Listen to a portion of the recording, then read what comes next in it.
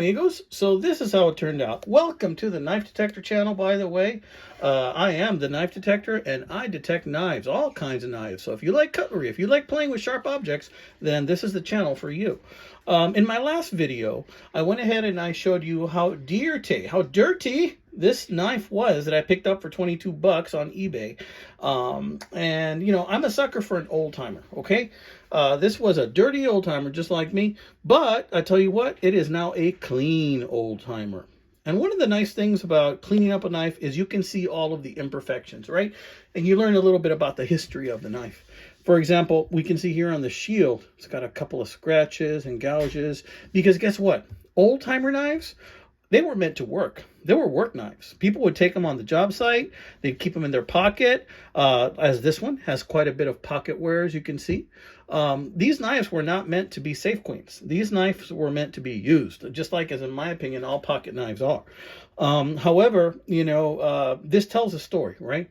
So right here we can see that it's got a big dent or a little chunk missing there. It's got a lot of scratches. So this thing was dropped quite a few times as it was being used, right? Each one of these little nodules represents a hit. And notice the pitting on the brass. You know, it's got a lot of heavy pitting on that brass. You know, that tells me that possibly this knife was left in a damp area, like maybe the bottom of a musty old toolbox or you know, in the dirt or something like that. I don't know anything about the history on it, but it's in pretty good shape. Notice the carbon steel spring, still really super tight. This is a testament to the quality of this old-timer knife, right? And this is a great knife because this knife right here, you can just slide in your back pocket. You can still feel some of the grooves there on the Delrin, right? And here you can see some orange hue coming out. So you know this is one of the old school Delrins. Very nice. Brass pins. Let's open her up. As you can see, the blade polished up super nice. It is carbon steel, so eventually it is going to get that patina back, but I wanted to show you guys. Now you can see what it is. It is a Schrade made in the USA 125 OT. This thing was grimy, but with a little bit of elbow grease, this thing just came out beautiful. I'm going to use this one quite a bit. Now, something I didn't notice in the first video I showed you is that this knife was actually missing some chunks. It did not have any edge to speak of. So I actually have spent a couple of hours just making an edge on this blade using stones, right? Varying thicknesses or I'm struggling to find the right word here. You know what I mean. I have a 1,000, a 3,000, like a 4,000, an 8,000 grit stone. There we go, grit. And I was slowly worked it. It had some chips here, some very pronounced chips that I thought was just dirt and grime, but actually they were chips. And there was no edge to speak of. So after a couple of hours of working those chips off, I didn't want to put this in the grinder. There you can still kind of see where one of the nastier ones was. I was able to get a nice edge on it. And you better believe this bad boy is sharp, okay? I'm a big fan of having a sharp knife. There you can kind of see the detail on that edge right there. Yeah. Just several passes on different grits of stone over and over and over again for a couple of hours. I did not do this all in one sitting. You know, I went to my job, came back at night, worked on it a little more during the day, during my lunch, worked on it a little more, but usually probably about a total of a couple of hours, I'd say.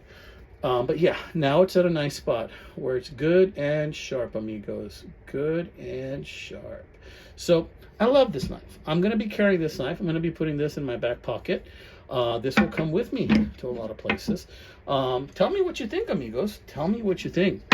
By the by, you know, if you're like me, you hate flies, right? And this is not an advertisement at all, because I have not been sponsored by this company, but I bought 2 fly swatters, and the brand is Bugbane.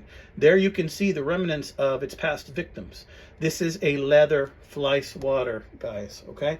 This thing is heavy duty. I want you to take a look at how thick this steel handle is. This is not your normal thickness for a fly swatter.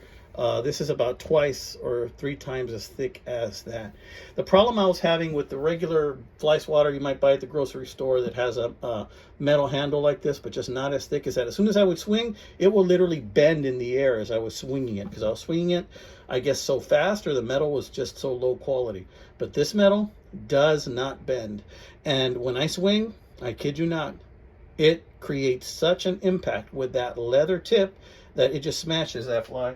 And I smacked one in the air, and it hit the door with such velocity that it just kind of smashed into the door. I wish I'd caught it on camera, but there's the after effects right there.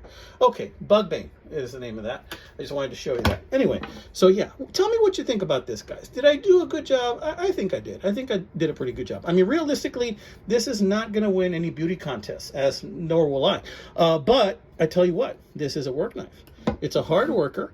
It's a knife that I'm not afraid to take and drop and use every day. It's a knife that I'm going to carry with me next time I go with my wife somewhere. I might have that in my back pocket.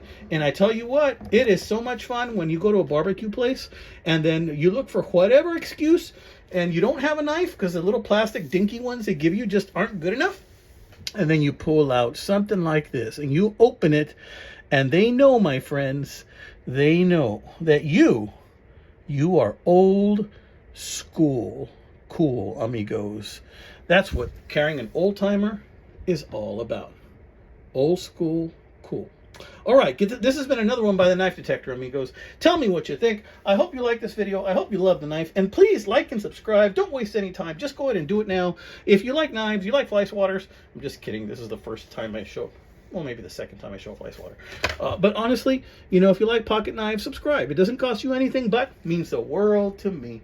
And I'll love to keep providing you more content. My next video, by the way, is going to be all about what I've been seeing every now and then.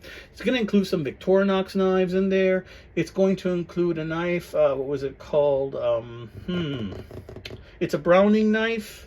It's called the Easy Money. The Easy Money Browning knife. It's like a swing guard. Not a swing guard, but the handle kind of swings out to close, and then it's got like a pry bar. Anyhow, I already did a video on one of those, so if you want to search it, but the video I did showed one that I broke the tip on. Well, I found another one that has the full tip on it, the full blade. It has been sharpened, but I had to have another one, okay? When you really like a knife, you know, sometimes you got to get more than one. All right, guys? All right, take care. God bless. Have a great day.